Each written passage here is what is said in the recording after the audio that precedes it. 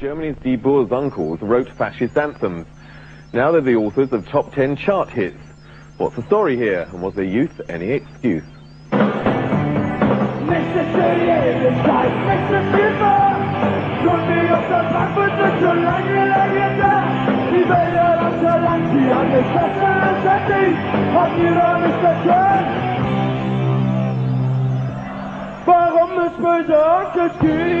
It's great to be on tour again. It's more than a party. You know, we had such problems to play shows over the last years. It was amazing, and so now to be on stage again is the best thing. The people who in this time will give us the support in these bad times, they are really your friends, because they had to take bad things too. And the other people, we just don't care about them. 10 years ago, Die Onkelz wrote neo-Nazi rock songs for their demo tape titled Turks Out and Germany for the Germans. Last year, this same band had 2 albums in the German top 10. Since their early days, Die Onkelz have tried to distance themselves from the skinhead and neo-Nazi scene they once belonged to. But the German media and music industry have been reluctant to forget their past.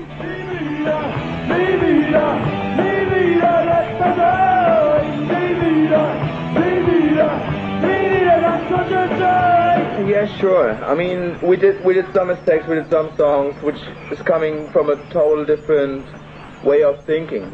I never found myself like very fascist. I mean, I never felt like a fascist. I knew that I did things when you see it from the position now, or from the time now, from a situation we have here in Germany or in whole Europe.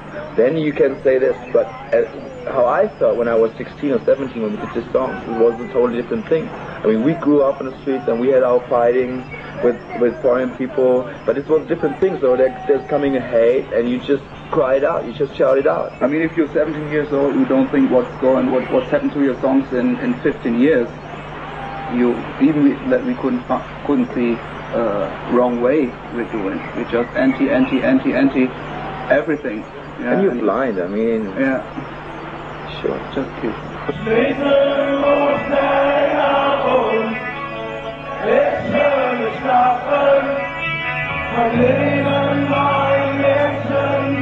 We heard from lots of people that there are some fascist groups who's saying they are Böhsen Onkelz fan clubs, they have patches or whatever, and they say Böhsen Onkelz fan clubs. So, and to give them no power, we came to the point where we say, okay, we make just one official fan club, which is the Böhsen Onkelz Supporters Club. On the White Album, Die Onkelz wrote a specifically anti-racist song which looked at the events in Germany in autumn. The autumn was pretty bad here in Germany, and you know, you read the papers and you read something what happened, and you always read your name in all these things. You read that people who were into this riot, which is wearing your t-shirt. They were not saying that they're wearing a Motorhead t-shirt or a Slayer t-shirt or whatever, but they're just talking about us. So the idea was that our fans should exactly know what we think about all this.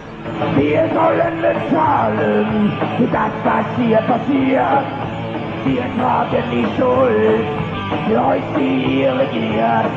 Die Onkelz statements leave no doubt that they oppose racism and the far right. But many in the media believe that the text of songs like Lieber stehen sterben are ambiguous and can be understood as nationalistic. As long as this thinking remains, the controversy over the Onkelz will continue.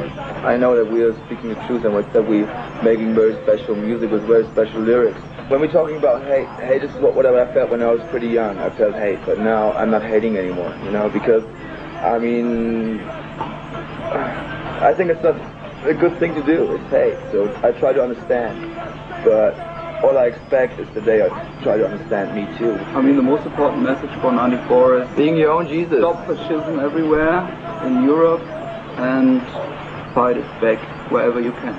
That's, I think, my personal most important message for this year. But I think before you come to this point, you have to go and try to be your own personality, be your own Jesus, be your own man.